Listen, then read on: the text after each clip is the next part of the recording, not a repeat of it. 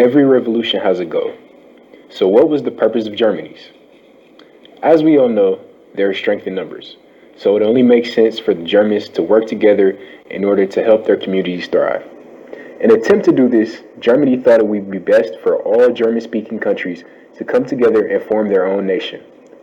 The countries Germany wanted to partner with include Austria and Prussia, forming their own triple threat. The only issue with that is that the people and the officials had a difference in ideologies. Some felt that it was important to help the poor, some wanted to promote the middle class, and others wanted to focus on voting rights. To help establish and develop a new government for the three, Germany formed the National Assembly in Frankfurt, or NAF for short. As an attempt to form a stepping stone for the revolution, the NAF decided to create a constitution for the soon-to-be unified countries. Forming the constitution, the assembly did not know how the government should divide its power among the regions. As time went on, because no one could agree on how the power should be spread, the people failed to recognize a new government throughout their regions, leaving some to say that the revolution was unsuccessful.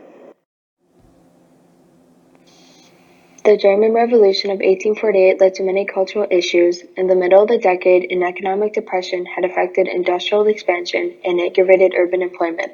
Crop failures were a serious issue that occurred at the same time. In Germany during the 1840s, the lower class started to rebel because they had been suffering from the economic effects of industrial and agricultural rationalization.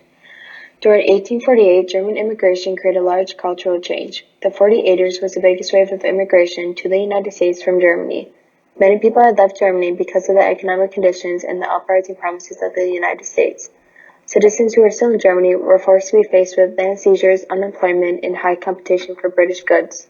By the 19th century, more than 5 million Germans had migrated to the United States.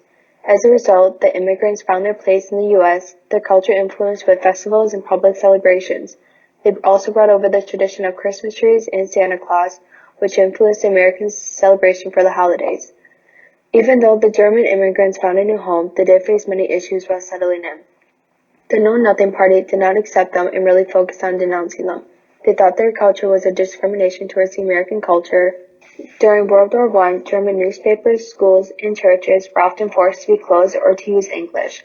The German Revolution of 1848 had cultural effects on the Germans. Citizens in Germany, especially the immigrants, thought their only way to a better life was to migrate, because of the economic and agricultural issues that the revolution brought. As far as the military aspect of the German Revolution of 1848 goes, there isn't much to be said. The last war were the Napoleonic Wars, which were about half a decade ago, since 1848. So the Germans were obviously not involved in any war during 1848. In the South, German citizens were upset with the way that the Prussian army treated them, so they expressed their anger to the monarchy, but the monarchy neglected them, forcing them to resort to confronting the Duke Adolf of Nassau about it. So, on March of 1848, about 30,000 of the serfs marched to his house, and so this was very unexpected, and he was not prepared. There were no troops or guards at his house at that time, and so because he was scared, he abolished serfdom for the state of Nassau because he was unprepared, and this march was obviously successful. So, serfdom was abolished, and that revolt was successful. But then there were the battles of Berlin and Baden, which Evan has or will be covering those. And so those were later. But all in all, the rebellions of the German citizens and serfs were not as successful as they anticipated. They only got a part of what they wanted, and people died at the cost of their revolt. The military was able to step in and control most of the revolts before things got out of hand. When looking at the German Revolution of 1848 from a military perspective, there isn't much fighting to be covered. Rather than battles between the rebels and the German states, much of the fighting took place in small revolts and skirmishes in the more populated cities.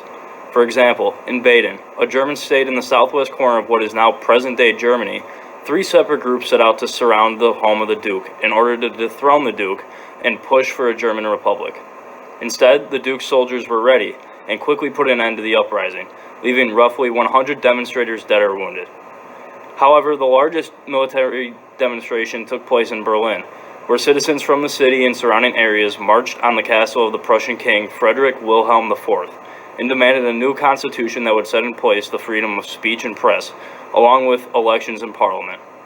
Although the king agreed to these terms, the demonstrators then erected barricades in the streets in fear of the 20,000-strong Prussian army posted in Berlin. Eventually, the army attacked the rebels, leaving roughly 500 casualties amongst both sides. This was the largest loss of life in the revolution, and King Frederick attended the funeral for those who died, wearing the colors seen on the German flag today: black, gold, and red. After this, much of the fighting in the revolution died out, and the political aspect began to play a much bigger role. However, you can still see how the independent states having its own goals and lack of organization by the rebels led to the revolution being dissolved without significant changes to the structure of Germany. Now on to some of the outside influences of the German Revolution of 1848. All throughout Europe, powerful countries were thrown into chaos because of revolution. France, Italy, and Austria were some of the big-name countries with rebellious activities. With the revolution occurring in France, many German people were inspired and afraid of what could happen. The idea that France was going to come march on Germany was frightening to many German middle-class people, and they felt the need to act out against a government who was doing nothing about it. France didn't have the largest influence, though. That would go to the most powerful country in Central Europe, Austria. Austria and Prime Minister Clemens von Metternich had become the figurehead of European conservatism. When revolution started occurring, von Metternich decided to step down, which sent Austria reeling. During this time, Frederick William had no support to stop a revolution. Eventually, later that year, Franz Joseph, the King of Austria, had recovered the country and was looking to make Austria the most powerful country in Central Europe again, as he helped Frederick William retake control of Prussia. The biggest question a lot of people have about this revolution is it even a revolution? Well, there's an argument on both sides. On the yes side, you can argue that there was an overthrow of a government and the formation of a completely new form of government that had power for a decent period of time. On the other side, you can argue that it was taken back rather easily and they didn't have a real leader or outside help. I leave it to you to decide if the German revolutions of 1848 were really revolutions.